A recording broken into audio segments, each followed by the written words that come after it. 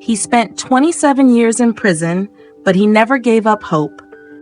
He forgave those who hurt him and helped bring peace to a divided nation. This is the story of Nelson Mandela, the man who showed the world the power of courage, forgiveness, and freedom. Nelson Rolihlahla Mandela was born in 1918 in a small village called Mvezo in South Africa. He came from the Thembu royal family, but his childhood was simple. He looked after animals, played with other children, and listened to stories told by the elders. When he was 7, he went to school for the first time. His teacher gave him the English name Nelson. As he grew older, he began to see how unfair life was in South Africa. Black people were treated very badly by the white government. They had no right to vote and were forced to live and work under harsh laws called apartheid, which separated people by race. Mandela wanted to change this.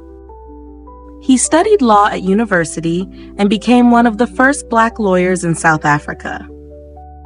He joined the African National Congress, ANC, a group that worked for equal rights for all South Africans. At first, he believed in peaceful protest, marches, speeches, and boycotts. But when the government used violence, he decided that stronger action was needed. He said, "I was not born with a hunger to be free. I was born free until I learned that my freedom had been taken from me." In 1962, Mandela was arrested for fighting against apartheid. He was sent to prison for life. He spent most of his 27 years behind bars on Robben Island, a small, cold island near Cape Town. The prison conditions were very hard.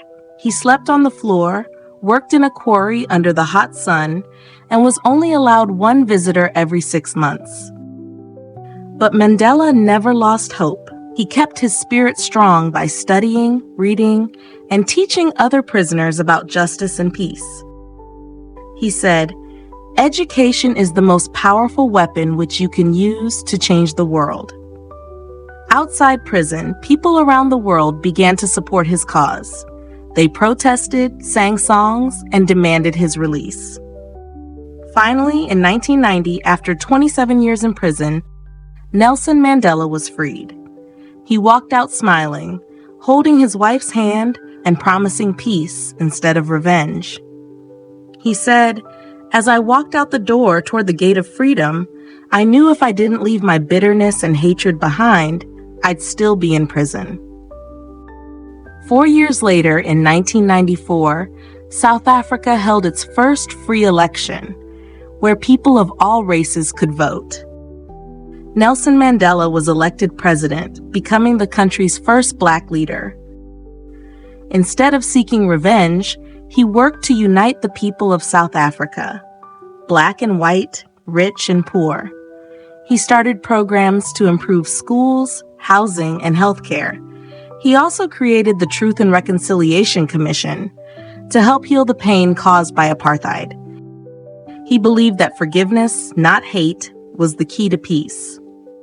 Mandela served as president until 1999, then chose to step down. He continued to work for charity, helping children and fighting diseases like HIV/AIDS. People everywhere loved and respected him. They called him Madiba, a name of honor from his tribe, and the father of the nation.